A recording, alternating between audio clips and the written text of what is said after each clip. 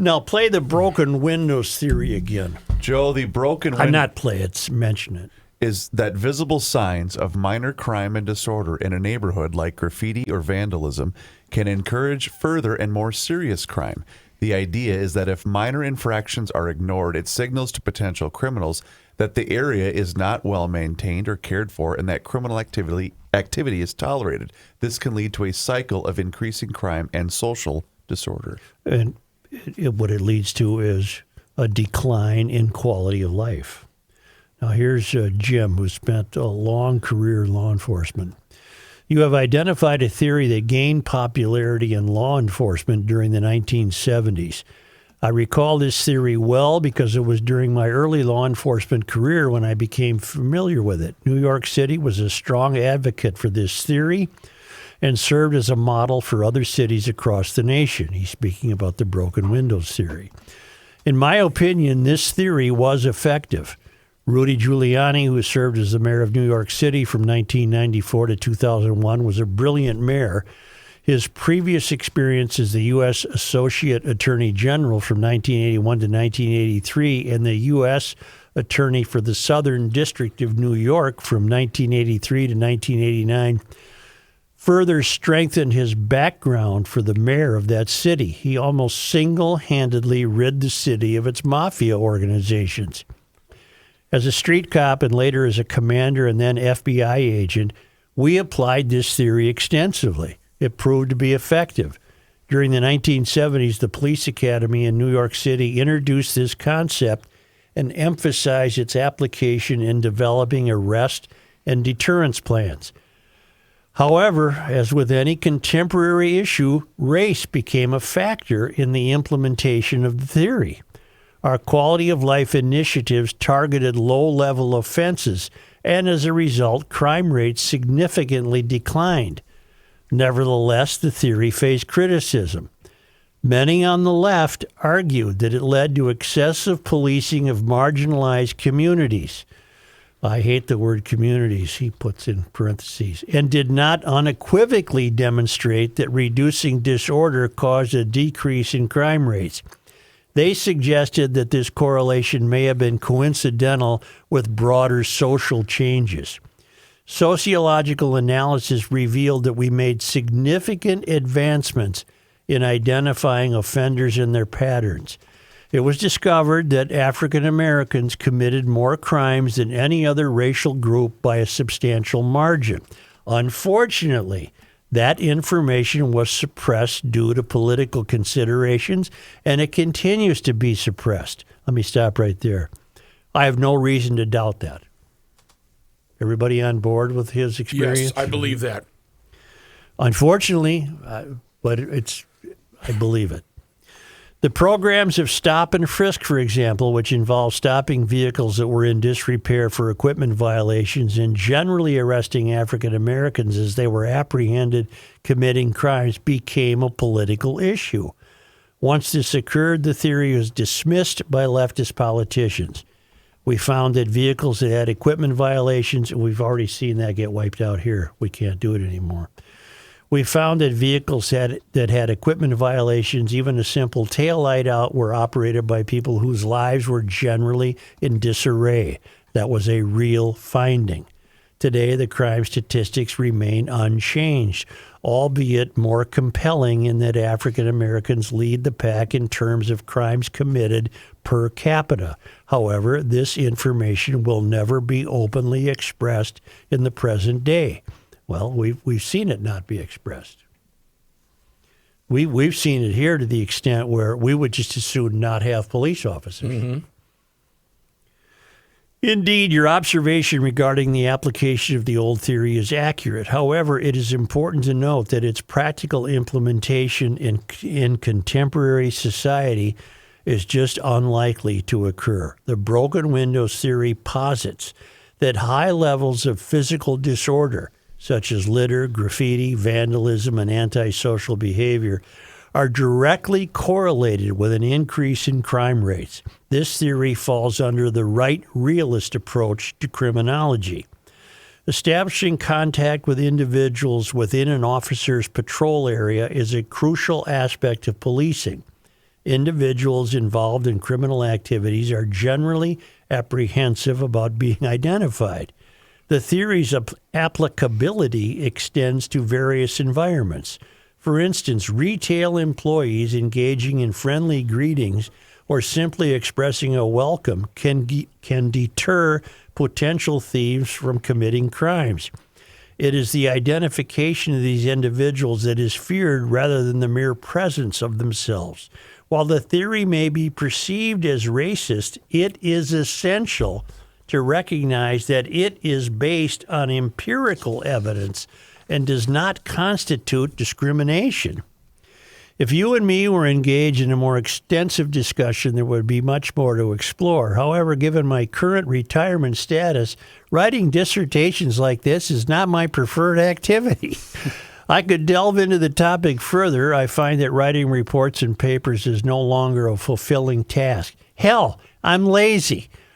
During my training at the FBI, I had the opportunity to study criminal behavior, particularly serial killers. Certain aspects of the broken windows theory were even incorporated into those studies, albeit in a limited capacity. Nevertheless, they were acknowledged as a valid concept within the broader context of criminal analysis. While the broken windows theory remains an accurate concept, its practical application has been diminished due to political considerations. You are damned correct again, lad. He's older than me, but not by much. He calls me lad. Okay. I hope that this experienced clarification provides a clearer understanding of this topic. Hell, I'm 80. We had side curtains and running boards on the squad cars I drove. Sincerely, Sanibel Jim. No, you didn't, Jim, but I get the idea. But it is empirical. The broken windows theory is true. It's been proven. It's true. Now, I don't know we're supposed to go around and glaze windows. I'm not going to go around with a glass truck and fix a window, but everybody listening gets the idea. Can I ask you something about yourself? Why have you been so obsessive about every single light and all of the equipment on your vehicles always works? Why is that with you personally? Well, a lot of time on his hands. No, because they're supposed to. I'm the same way for a completely different reason. Because I learned as a young man, if you're going to drive around drunk, doing every sort of illegal activity there is, make sure everything works. Signals, taillight, license plate light, always signal your turn, don't have cracked windows. All of that stuff attracts the law. Okay. And this was from a family member. And because you're no longer leading this hedonistic lifestyle, It's you stuck. continue to maintain the lights. Joe, it's stuck. My taillights on my truck require a special tool to change the bulb. Yeah. I carry that tool with me at all times. And I have extra bulbs in the truck. That's how obsessive I am. I'm going to cut people some slack. What has changed dramatically, and you rookie's too young, Reavers is too young, the rest of us aren't. What has changed dramatically in automobile manufacturing is the complexity of the headlight. Yeah. It can cost you up to $5,000 or $6,000 to replace a headlight in a modern, expensive SUV. You used to be able to go to Snyder's and get a headlight, a sealed beam headlight for $2.89. Pop it in there. Pop it in, and bing, bang, boom, you had a new headlight. I don't think it's by accident. I think it's on purpose to make you more reliant on them and to sell you big dollar items. Well, they are today we have undeniably better headlights than we did in the early 60s, say. Okay. They're great headlights, but holy mackerel are they expensive. Jim's email brought to mind an old friend of mine. I think he's passed now. He was clean, no drinking, no drugs. He looked like a Grateful Dead roadie.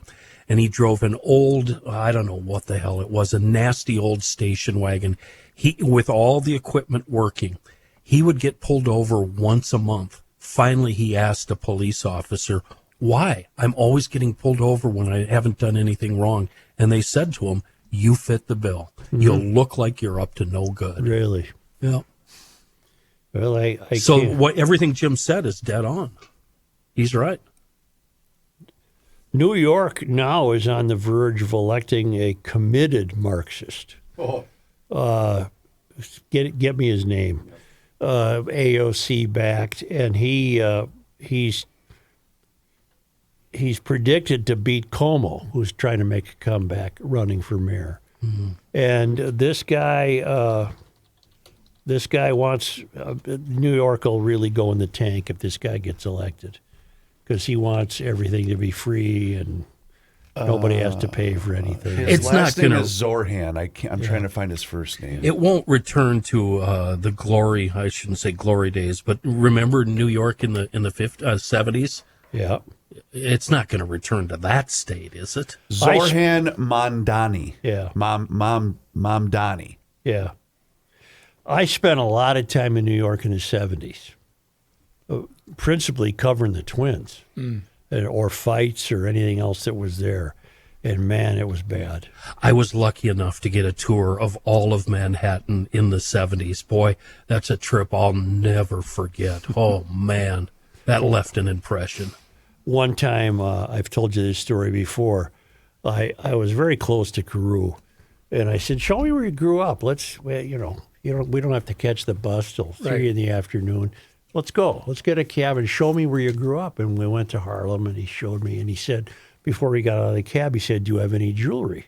And I said, no, he says, and he had I think he was wearing an all-star ring, and he turned it into his palm so you couldn't see the bauble, and it was just habit. It was just habit. And then we walked around and saw where he grew up, and it's just a vignette. But New York in the 70s, if your car stopped, you'd be approached by a guy with a very greasy, dirty rag Made it work. to try and clean your windshield, and you felt compelled to give him money, but all he did is make the windshield worse. A spray bottle full of urine. Yeah, it was terrible. And if you don't know what I'm talking about, or we're talking about, just watch the movie Taxi Driver. That did not stretch the truth at all. That's exactly what it was like. You talking to me? What's the James Bond movie that starts in New York in the 70s but ends up in Haiti? Oh, that's Live and Let Die, isn't it? But it starts in New Orleans, actually. Starts in New Orleans with a funeral. Yeah, that's Live and Let Die. Then we cut to New York, Yep. and it's New York at the height of the 70s, Yep. and you can just see it. You can see it in the air that it's just not a good place. That's the Glastron GT15 Yeah. 150, the Yep. shorty. Yeah. Where were we? Oh yeah, broken windows. Carew. I buy the theory, and 5 will get you 10 when you go back to, let's get back to the New Orleans story. If there were broken windows in the French Quarter, I'll bet you all of them were fixed as this trash situation improved. They've got the wonderful basis for a really good start. I can see your theory working here, and residents taking over and taking the time to clean their stuff, and this really catching on. How do we make that happen in Minneapolis and St. Paul? How does that begin here? I guess it begins with an individual, walking from his car into a building, and he sees a pop can on the ground. He picks it up and throws it in the nearest container. I don't know how it starts. It starts with just simple things. But as I drive around, I can't claim to think that we're an extraordinarily unkept area. No. There's certain areas that are, but not really. I mean, unfortunately, Rookie's the food guy. You'll have to help me on this. What's the pizza place in Lower Town that's going out of business? It's right by the farmer's market. Yeah. I can't remember the name. But they're going out of business because of unsafe conditions. You might as well tell me they're going out of business because of the broken windows theory. And apparently it was very popular. Yes. I've never been there. I used to go downtown a lot. Downtown has lost a lot of people. There's no, it's not good. And the mayor is absent and silent. Big River. It's called Big River? Yeah, announces its closure, citing safety concerns. After nearly a decade in the business, the popular pizzeria in Lower Town has decided to close. Big River announced a decision in a Facebook post earlier this week. Yeah, if you had a mayor who knew what he was doing, that wouldn't happen. I ran into David Brooks at the airport. Yeah. David Brooks is Herb Brooks' brother, and David happens to own a lot of property in St. Paul. I said, "What's wrong?" He said, "Nobody cares. There's nobody." It's the Detroit effect. Mm-hmm. And you look and see how many places are.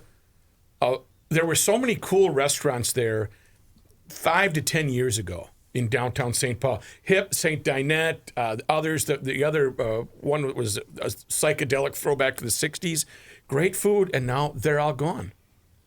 It's really... And it's shocking that we're building, we talk about it, bike lanes left and right, get their own lights, great pavement. That's a lot of money to spend. Because And I don't see anybody on the bike lanes. That's a viable theory, Matthew. It's just... The bike lane theory? Yeah, well, all the money's being spent on stuff we don't need. Okay, then that gets us right back to something we've drilled down deeply on. We've elected the wrong people. America has turned over its politics to an activist class that don't have in mind what the typical working family has in mind.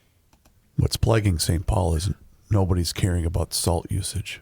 That's And like you say, letting them run amok. Like you always say, Joe, they don't care about families. As a matter of fact, they don't like families. Well, and most of them don't have families. They don't like working moms with 3 kids that need to run to the store quick. They don't care about those Most of them folks. are renters who don't have a tremendous property ownership stake in the city. They don't have a property tax ownership in the city. They don't have children in school